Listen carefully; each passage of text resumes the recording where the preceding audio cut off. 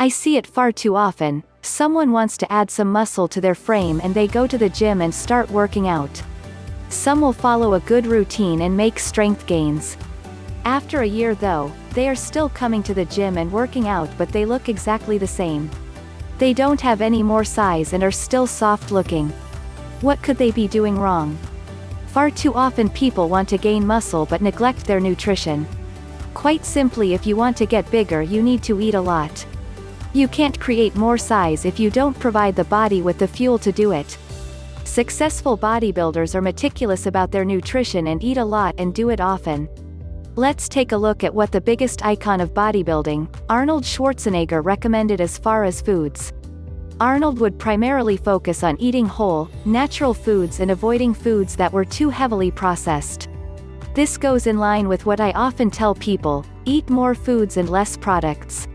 Some of the tips that Arnold recommends in his book Total Recall. My unbelievably true life story include: eat 5 to 6 smaller meals a day, eat carbs half an hour after exercising, eat 30 to 50 grams of protein with each meal every 3 hours, not avoid saturated fats because they raise hormone levels, eat no more than 3 eggs a day, substitute beef and pork with chicken and fish, avoid sugar. It contains empty calories, eat fruits and vegetables for carbs, instead use supplements and protein shakes to get the required daily amount of protein. Let's take a look at why these tips can provide results. Eating 5 to 6 meals a day allows you to provide constant fuel to your muscles and a steady stream of protein to stimulate muscle growth. Consuming carbs after exercising is great because it releases insulin.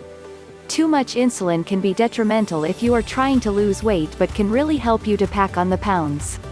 30 to 50 grams of protein for 6 meals will net you between 180 to 300 grams of protein per day. This falls within the 0.6 to 1 gram of protein per day recommended threshold.